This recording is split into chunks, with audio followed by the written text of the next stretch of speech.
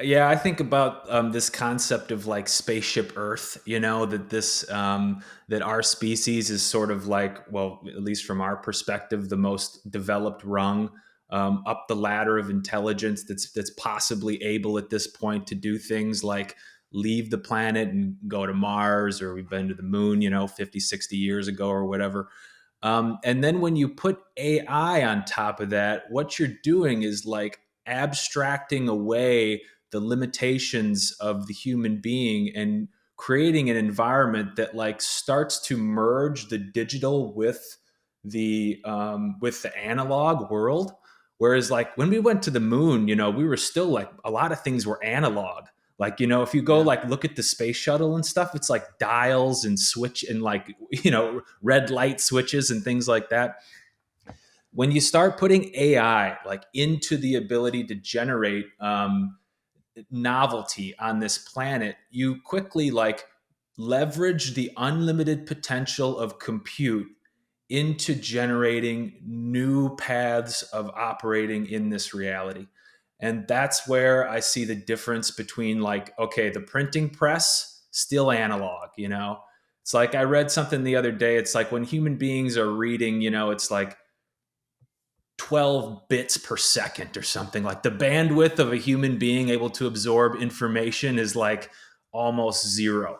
The human eye though can absorb, like from the moment you're born, it's like 20 megabytes a second.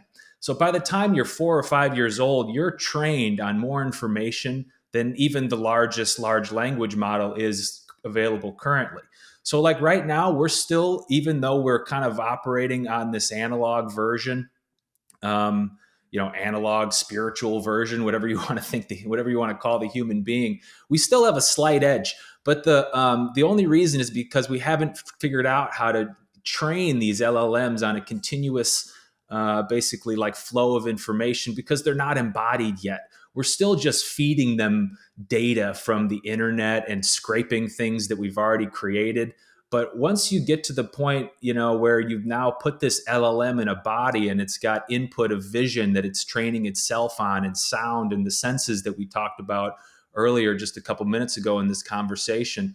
And then you have that happening across, millions of individual units worldwide, or billions, or however many AI nodes they're going to be, and they're all training each other and themselves.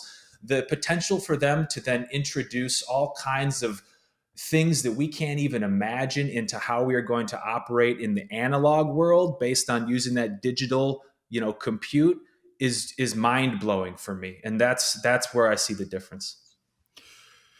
First of all, I agree with you completely, and it takes me to a question around like what we're even doing and why are we doing this? Like what's the human species role in doing this at all? Like why would we be creating AI if we know that this is the direction it's heading, especially knowing that it could disrupt everything about the analog world and maybe even completely co-opt it? Yeah, and it's like, well, why does a flower bloom if it knows it's going to wilt and die? It's because at the end of that process, it's going to shoot, some little, spindly little seeds into the air that are going to float off onto some other spot, and it's going to generate, the next generation or evolution of that plant.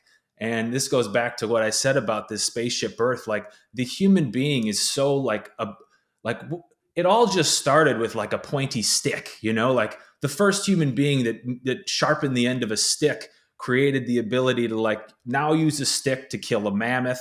Then you have enough meat, but then you can't really eat the meat. So then you start the fire to make the meat like more digestible. Then the brain explodes, and like everything that we can do to basically like find novelty in our environment and capitalize on basically like using that novelty to multiply our ability to operate effectively, we have an obsession with.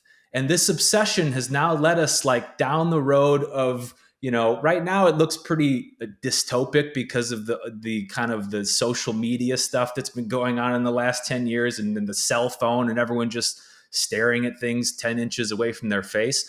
I think there is like a path for us to use what we've developed to benefit our species at some point.